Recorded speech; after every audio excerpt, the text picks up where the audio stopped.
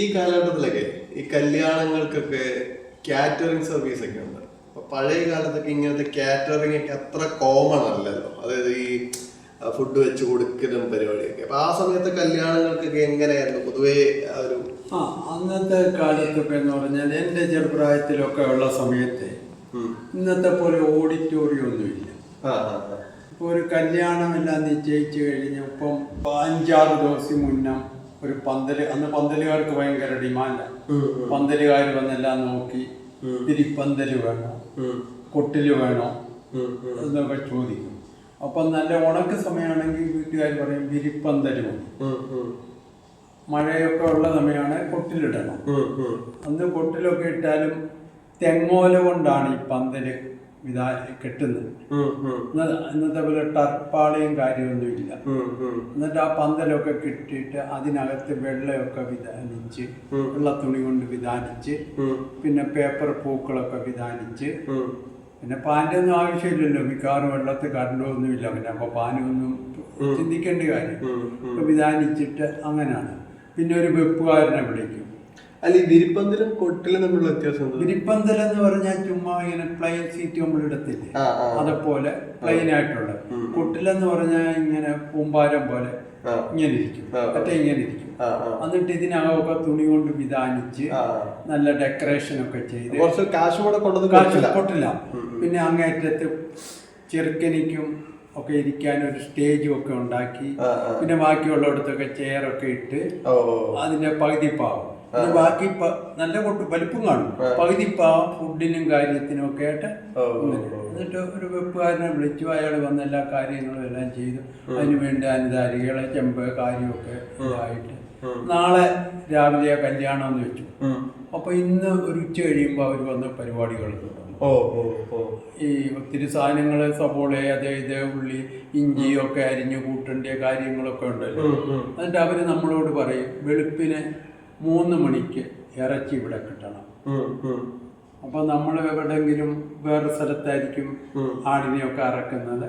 അറുത്തവിടുന്ന് ഇറച്ചി ആക്കി അത് കട്ട് ചെയ്ത് അന്ന് ഈ ചെറിയ പെട്ടിവണ്ടിയൊക്കെ ഉണ്ട്, അതേലോ ഒക്കെ കയറ്റി ഈ സ്ഥലത്ത് എത്തിച്ച് അവർക്ക് രാത്രി തന്നെ കൊടുക്കണം.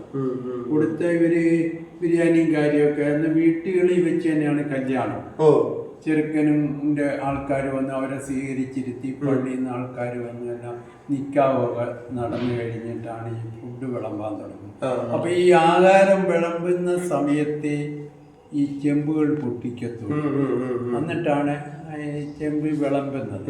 പിന്നെ ഈ ഒരു പെണ്ണിനെ കെട്ടിക്കുകയാണെങ്കിൽ ഒരാഴ്ച പോലെ ബന്ധുമിത്രാദികൾ മൊത്തം ഈ വീട്ടിൽ. അപ്പൊ ഈ വീട്ടിലെ പെണ്ണുങ്ങൾക്ക് നല്ല പണിയാണ്, ഫുഡ് ഉണ്ടാക്കുക, അതുണ്ടാക്കുക, ഇതുണ്ട്. പിന്നെ കല്യാണത്തിന്റെ തലേന്ന് മുതൽ ഈ അപ്പത്തരങ്ങളൊക്കെ ഉണ്ടാക്കും. നെയ്യപ്പം ചെറുക്കൻ്റെ വീട്ടിലേക്ക് കൊടുത്തുവിടാ. 101 നെയ്യപ്പം, 101 അച്ചപ്പം, 101 മടക്കപ്പം, അങ്ങനെ കുറെ കുഴലപ്പം, ഇങ്ങനെ കുറെ അപ്പങ്ങള്, പിന്നെ അലുവ, ഇങ്ങനെ ഒരു 7 കൂട്ടം പലഹാരങ്ങൾ ഉണ്ടാക്കി വെക്കണം.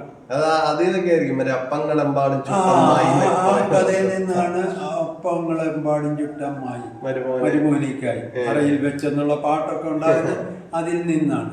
പിന്നെ സത്യം പറഞ്ഞ അന്ന് ഈ ഒരു മിന്നായം പോലെ ഈ ചെറുക്കൻ പോയി പെണ്ണിനെ കാണും. അത് കാണുമ്പോൾ ചെറുക്കൻ പോയി പെണ്ണ് കാണുമ്പോഴത്തേക്ക് അവിടെ ഈ പെണ്ണിന്റെ ജ്യേഷ്ഠത്തിമാരും നാത്തൂന്മാരും അവരുടെ മാമിമാരും അവരെല്ലാം കൂടെ, അല്ല ഇന്നത്തെ പോലെ പെണ്ണും ചെറുക്കിനെ ഒരു കുടിയിലാക്കി സംസാരിച്ച് തീരുമാനം അതൊന്നുമില്ല. പെണ്ണ് കണ്ട് ഇങ്ങോട്ട് ചെറുക്കൻ വന്നിട്ട് ഇറങ്ങി ചെറുക്കൻ്റെ കൂട്ടത്തിലുള്ള തലമുതിർന്ന കൊച്ചാപ്പാമറ്റോ മാമാമറ്റോ പെൺകുട്ടിയെ ഇഷ്ടപ്പെട്ടെന്ന് പെണ്ണ് അവരുടെ കൊച്ചാപ്പാമറ്റെല്ലാം ഇപ്പൊ ഇഷ്ടപ്പെട്ടു. അതിന്റെ ആണ് കല്യാണം. പിന്നെ ഈ ചെറുക്കൻ ഈ പെണ്ണിനെ കാണുന്നത് നിക്കാഹ് കഴിഞ്ഞ് മണിയറെ കൂടുമ്പോഴാണ് ഈ പെണ്ണിനെ കാണുന്നത്. മനസ്സിലായി? അങ്ങനത്തെ കാലമാണ്. അല്ലാതെ പിന്നെ ഒരു കാണാൻ സാധ്യതയില്ല. അതുകൊണ്ട് അന്നത്തെ കല്യാണങ്ങളൊക്കെ അങ്ങനെ. പിന്നെ അത് വന്ന് പരിഷ്കാരമായി ഓഡിറ്റോറിയങ്ങളായി. പിന്നെ അപ്പൊ എന്താ ബന്ധുമിത്രാദികളൊക്കെ രാവിലെ 10 മണിക്ക് ഓഡിറ്റോറിയത്തിലോട്ട് വരും. വീട്ടിൽ തലേന്ന് ആ വീട്ടിലെ ആൾക്കാർ മാത്രമേ കാണൂ. പിന്നെ ചില അമ്മായിമാരൊക്കെ എൻ്റെ ആങ്ങളയുടെ മോടെ കല്യാണം അല്ലെങ്കിൽ മോശമല്ലേ അവരും ഭർത്താവും മക്കളും ഒക്കെ വന്നെങ്കിലും അല്ലാതെ ഒന്നും വരവില്ല. പണ്ടത്തെ കാലത്ത് അങ്ങനെയല്ല. ഈ ബന്ധുമിത്രാദികൾ മൊത്തം കാണുമെന്ന് പറഞ്ഞാൽ അവരിച്ചിരി ദൂരെ ഇപ്പൊ കിഴക്കുള്ളവരാന്ന് വിചാരിക്കും. അവരപ്പോൾ അവിടുന്ന് വരുമ്പോൾ കുറെ വാഴക്കൊലകളും പൂവൻ കൊലകളും ഒക്കെ കൊണ്ടായി വരുന്നത്.